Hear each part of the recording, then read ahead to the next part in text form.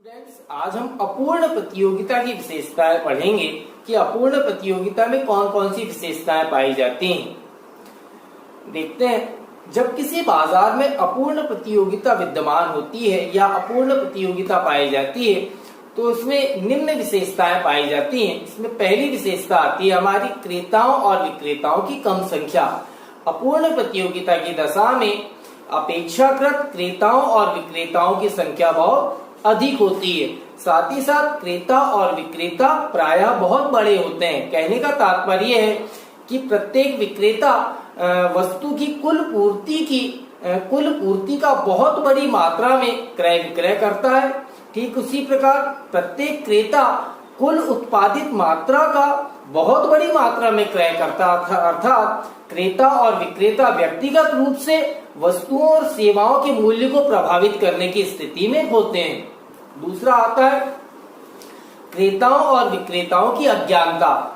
कहने का तात्पर्य है कि अपूर्ण प्रतियोगिता की दशा में क्रेताओं और विक्रेताओं को बाजार की पूर्ण जानकारी नहीं होती है। अर्थात क्रेता और विक्रेता इस बात से अनभिज्ञ होते हैं कि बाजार में वस्तुओं के सौदे किन मूल्यों पर हो रहे हैं, जिसके परिणाम स्वरूप बाजार में विभिन्न विक्रेताओं के द्वारा अपनी वस्तुओं को भिन्न भिन्न मूल्य पर बेचा जाता है। तीसरी विशेषता आती है हमारी वस्तु विभेद। कहने का तात्पर्य है कि अपूर्ण प्रतियोगिता की दशा में वस्तु विभेद पाया जाता है। अर्थात विभिन्न विक्रेताओं के द्वारा बेची जाने वाली वस्तुएं रूप में, रंग में, गुण में, मात्रा में, मूल्य में, पैकिंग इत्यादि में असमान होती हैं। अर्थात विक्रेताओं के द्वारा बेची जाने वाली वस्तुओं में असमानता का गुण पाया जाता है, जिसके परिणाम स्वरूप भिन्न भिन्न विक्रेताओं के द्वारा अपनी वस्तुओं को भिन्न भिन्न मूल्य पर बेचा जाता है। हमारी चौथी विशेषता आती है यहाँ पर उत्पत्ति के साधनों में अगतिशीलता। कहने का तात्पर्य है कि जब किसी बाजार में अपूर्ण प्रतियोगिता पाई जाती है तो अपूर्ण प्रतियोगिता की दशा में उत्पत्ति के साधन या उत्पादन के साधन अगतिशील होते हैं। कहने का तात्पर्य है कि उत्पत्ति के साधन किसी एक व्यवसाय या किसी एक फर्म को छोड़कर किसी दूसरी फर्म में या किसी एक व्यवसाय को छोड़कर किसी दूसरे व्यवसाय में स्वतंत्रता पूर्वक गतिशील नहीं हो पाते हैं। अर्थात उनमें अनेक बाधाएं होती हैं। इसलिए कहा जाता है कि अपूर्ण प्रतियोगिता की दशा में उत्पत्ति के साधनों में अगतिशीलता का गुण पाया जाता है।